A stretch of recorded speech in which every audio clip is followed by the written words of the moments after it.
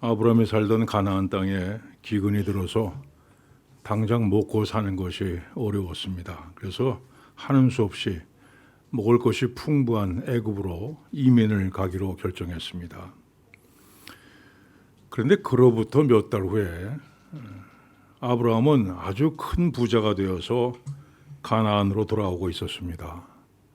금은보화, 수많은 양, 소, 나귀, 낙타, 거기다 노비까지 거느리고 돌아오고 있었습니다. 이 본문은 아브라함에게 가축과 은과 금이 풍부하였더라 했는데 이 원문 성경을 보면은 단어가 하나 빠져 있습니다. 심히 풍부하였다. 아주 최상급을 단어를 쓰고 있습니다. 정말 놀랄 만큼 큰 재물을 얻었다는 겁니다. 자, 그는 빈손으로 애굽에 내려갔다가 성공해서 돌아왔습니다. 그야말로 인생 역전의 드라마를 쓴 사람입니다. 그런데 이상하게 그의 얼굴은 전혀 행복하지 않습니다. 축 늘어진 어깨에 깊은 근심과 불안에 쌓인 표정으로 낙타를 타고 돌아오고 있었습니다. 여러분, 성경이 말하는 성공의 기준은 물질이 아닙니다. 수많은 가축대 또 종들을 이끌고 가나안으로 돌아오고 있는 아브라함을 가리켜서 성경은 실패한 사람이라고 기록하고 있습니다. 또는 아브라함도 자신이 실패한 사람임을 잘 알고 있었습니다. 이 성공학이라고 하는 학문이 있죠. 미국의 실용주의가 탄생시킨 그런 학문입니다. 이 분야에 대한 책들이 수없이 많습니다. 성공하는 사람들의 7가지 습관, 부자 아빠, 가난한 아빠, 카네기의 인간관계론, 설득의 심리학, 아침형 인간, 이런 책들이 다 성공학에 대한 책입니다. 그런데 성공학의 결론이 뭡니까? 결론은 하나입니다. 많이 가져야 된다는 겁니다. 이게 성공의 기준입니다. 자, 그러면 우리 인생에 정말 많이 가지면 성공이고 그렇지 못하면 실패한 인생입니까? 이 독일에 존 에스토라는 사람이 있었습니다. 주머니에 $25 넣고 미국으로 향하는 배에 올랐습니다. 그 후에 그는 모피 사업에 뛰어들어서 태평양 모피 회사를 설립하고 미국 전역의 모피 시장을 장악했습니다. 그 다음에 터키에서 아편을 사들여서 중국에 팔고 나중에 이 아편 판매권을 영국에 팔아넘겨서 아주 큰 돈을 벌었습니다. 그 다음에 미국 정부의 국채를 사들였는데 나중에는 그가 가진 돈이 미국 정부보다 더 많았습니다.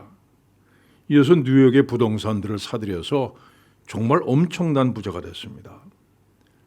그가 85살로 사망할 때 그의 재산은 $2,000만, 미국의 첫 번째 천만장자로 기록이 됐습니다. 근데 그는 죽으면서 이런 말을 남깁니다. 나는 이 세상에서 가장 비참한 사람이다.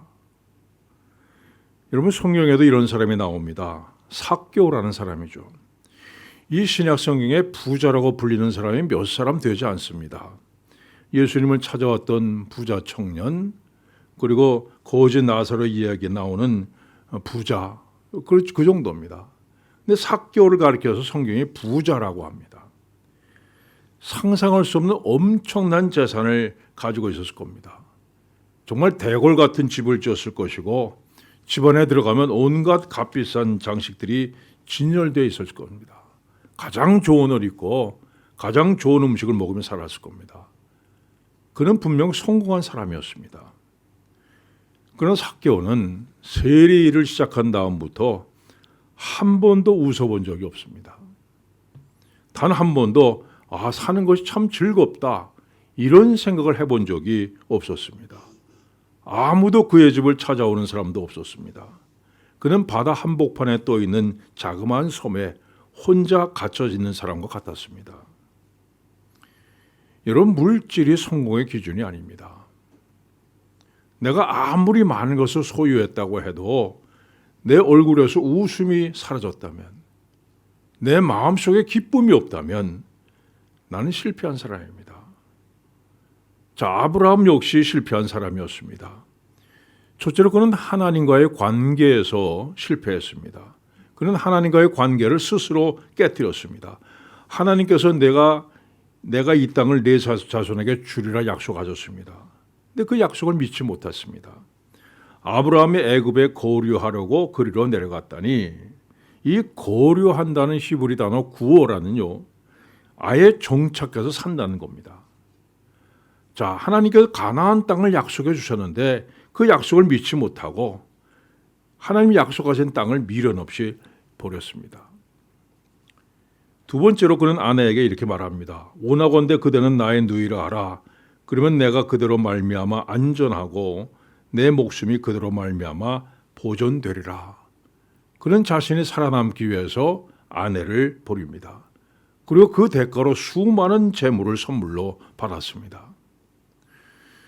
세 번째로 하나님께서 아브라함에게 너는 복이 될지라 말씀하셨습니다. 그런데 그는 오히려 주위 사람들에게 저주가 되는 사람이었습니다. 아브라함 때문에 바로를 비롯해서 바로의 집안 사람들이 커다란 재앙을 만납니다. 바로가 두려워서 내쫓을 만큼 저주의 근원이 되었습니다. 아브라함이 비록 수많은 재산을 모았지만 철저하게 실패한 사람이었습니다. 그의 겉모습은 성공한 사람의 모습이었지만 이 속사람은 실패자의 모습으로 가나안으로 돌아오고 있었습니다. 자, 그런데 가나안으로 돌아온 아브라함이 찾아간 곳이 어디입니까? 그가 네게부에서부터 길을 떠나 베델에 이르며 베델과 아이 사이 곧 전에 장막 쳤던 곳에 이르니 그는 베델을 향해서 가고 있었습니다. 자, 그 넓은 땅에서 하필이면 베델을 찾아간 이유가 뭡니까? 그가 처음으로 제단을 쌓은 곳이라. 그가 거기서 여호와의 이름을 불렀더라. 아브라함은 하나님의 인도하심을 따라서 가나안 땅에 들어왔을 때 가는 곳마다 제단을 쌓고 하나님의 이름을 불렀습니다. 그런데 가나안 땅에 기근이 들자 아브라함은 더 이상 제단도 쌓지 않고 하나님의 이름을 부르지도 않습니다. 자기 스스로 생각하고 스스로 판단하고 애굽으로 내려갔습니다. 그런데 아브라함이 돌아와서 다시 베델에 단을 쌓고 하나님의 이름을 부릅니다. 그 이유가 뭡니까? 자, 애굽으로 내려간 다음부터 이 아브라함의 삶은 자신의 의지와는 전혀 상관없이 정말 속수무책으로 흘러갑니다. 애굽의 바로는 사라가 아브라함의 동생인 줄 알고 아내로 삼기 위해서 아브라함에게 많은 재물을 주면서 후하게 대접했습니다. 여러분, 그런데 애굽의 바로가 누굽니까? 당시 최강대국의 왕입니다. 이 출애굽 사건을 한번 생각해 보십시오. 하나님께서 9가지의 재앙을 내리셨는데 바로가 꿈쩍도 하지 않습니다. 마지막에 장자가 죽는 재앙을 내리자 마지못해서 이스라엘을 보내줬습니다. 그런데 아브라함이 이런 바로를 상대로 거짓말을 했습니다. 이게 그게 탄로나면 그 즉시 목이 날아갈 수밖에 없습니다. 자, 이제는 정말 죽지 않으려면 애굽을 빠져나갈 방법이 없습니다. 아브라함으로는 이럴 수도 없고 저럴 수도 없는 위기를 만나게 됐습니다. 이 고사성어에 백촉간두라는 말이 있습니다. 백자나 되는 높은 장대 위에 올라선 위태로운 상황이란 뜻입니다. 자, 앞으로 갈 수도 없고 뒤로 갈 수도 없고 그렇다고 내려올 수도 없고 그 자리에 서서 꼼짝 못하고 있는 모습입니다. 바로 아브라함이 처한 위기입니다. 아브라함은 자기 스스로 이런 위기에 빠져들었습니다. 자, 그런데 이때 하나님께서 바로에게 큰 재앙을 내리셨습니다. 이 바로는 이 재앙이 사라 때문인 것을 깨닫고 아브라함을 불러서 이렇게 말합니다. 내가 어찌하여 나에게 이렇게 행하였느냐? 내가 어찌하여 그를 내 아내라고 내게 말하지 아니하느냐? 내가 어찌 그를 누이라 하여 내가 그를 데려다가 아내를 삼게 하였느냐? 내가 어찌하라는 말을 3번이나 반복합니다. 자, 바로에게 내린 재앙이 얼마나 컸으면 정말 잔뜩 화가 나서 3번씩이나 내가 어찌하여 하겠습니까? 이런 책망을 듣고 있는 아브라함의 심정이 어떠실까요? 이젠 다 들통났구나. 이제 꼼짝없이 죽었구나. 근데 이게 웬일입니까? 바로가 내 아내가 여기 있으니 이제 데려가라 하면서 보내주는 겁니다. 거기다가 그동안 아브라함에게 주었던 것까지 다 가지고 가라고 했습니다. 자, 여러분 이때 아브라함이 무슨 생각을 했을까요? 하나님이란 분은 도대체 어떤 분이기에 지금 천하의 바로도 저렇게 꼼짝 못하는가? 동시에 하나님은 내가 뭐라고 이렇게 나를 보호해 주시고 지켜주시는가 생각했을 겁니다. 아브라함은 하나님과의 약속을 줘버리고 제 마음대로 하다가 문제에 얽히고 설킨 자기 자신을 지키시는 그 하나님을 발견합니다. 자신을 보호해 주시는 하나님을 경험합니다. 그래서 하나님께 처음 단을 쌓았던 곳 베델로 돌아온 것입니다. 여러분, 하나님은 우리를 지키시는 분입니다. 우리 못남, 우리 실수에도 불구하고 우리를 지키십니다. 시편 말씀은 주의 지팡이와 막대기가 나를 안위하시나이다 말씀했습니다. 이 목자가 쓰는 지팡이는 손잡이가 이렇게 둥글게 생긴 지팡이입니다. 이 지팡이를 들고 다니다가 양이 다른 길로 잘못 들어서면 목을 잡아서 잡아당겨서 바른 길로 인도해 줍니다. 하나님께서 오늘도 우리를 지팡이로 인도해 주십니다. 우리가 믿음의 길을 이탈해서 죄의 길로 빠져들 때 하나님께서 지팡이로 우리의 목을 잡아당기십니다. 여러분들이 무슨 간증 집회 같은 것 가보신 줄 압니다. 거기 가보면요, 전부 하나님의 지팡이에 목이 잡혀서 끌려온 사람들 얘기입니다. 자기 목에 얼마나 큰 지팡이 자국이 나 있는가, 이걸 자랑하는 것이 바로 간증 집회입니다.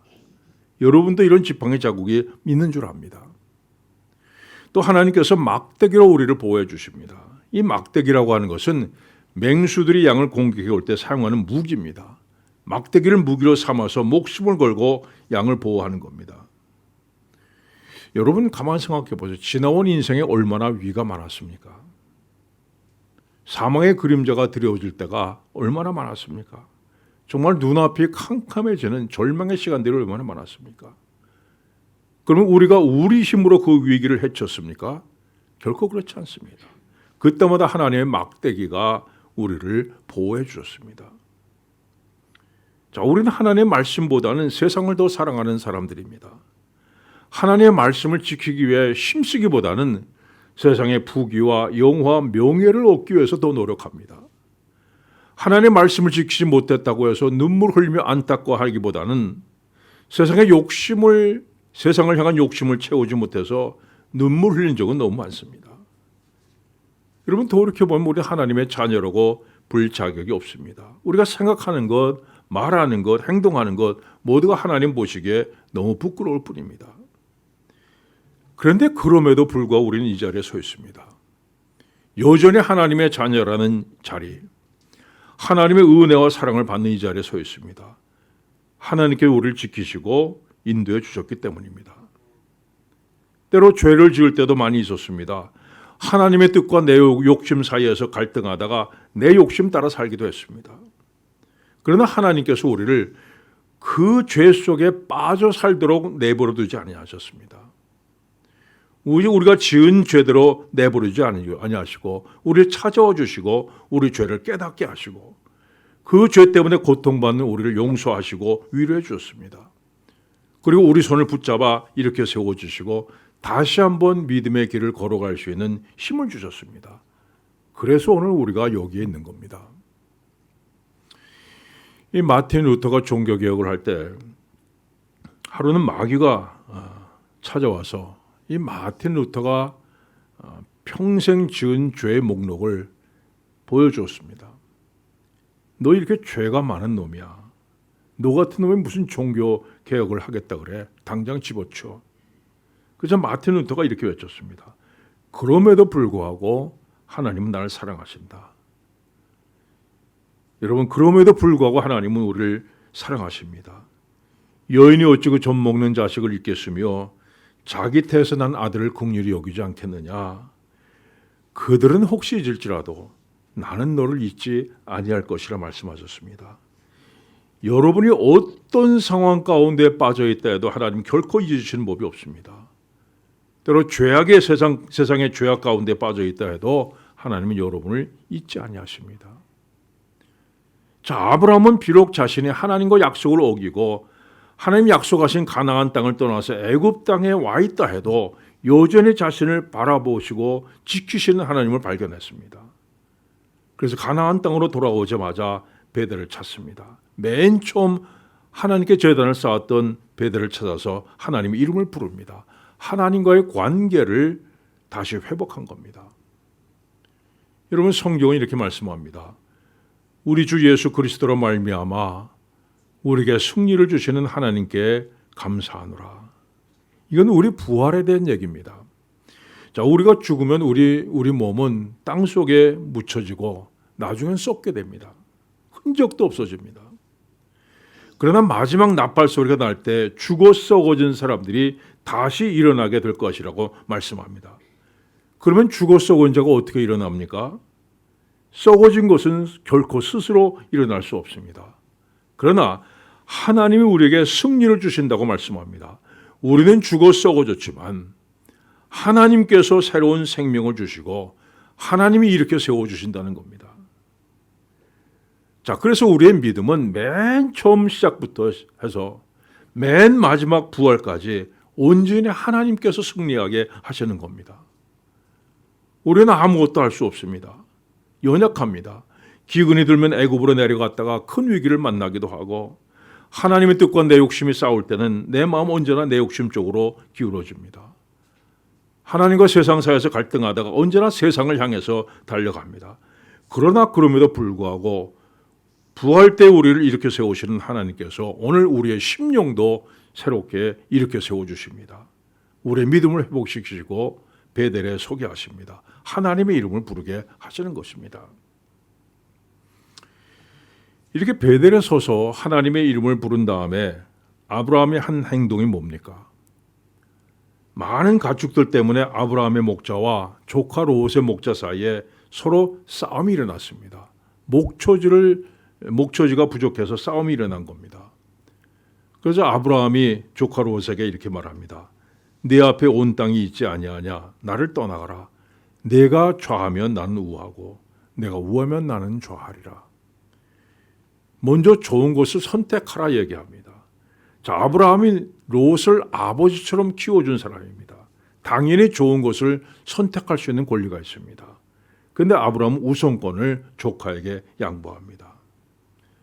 내가 어느 것을 선택하든지 그곳에 하나님이 계시면 그것이 가장 좋은 것이라는 사실을 깨달았기 때문입니다. 사랑하는 여러분, 세상의 물질이 우리를 행복하게 만드는 것 아닙니다. 아무리 많은 것을 가졌다 해도 마음속에 기쁨이 없다면 그는 실패한 사람입니다. 오직 하나님과의 친밀함이 있는 사람, 참된 기쁨을 누릴 수 있습니다. 다시 한번 베델에 서시길 바랍니다.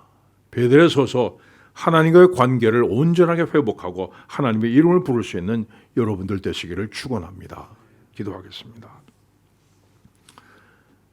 하나님 아버지, 때로 우리들이 하나님 곁을 떠나서 세상 속으로 나아갔다가 내 욕심을 따라 살다가 내 힘으로 어떻게 할 수 없는 정말 진퇴양난의 위기에 몰릴 때가 많습니다.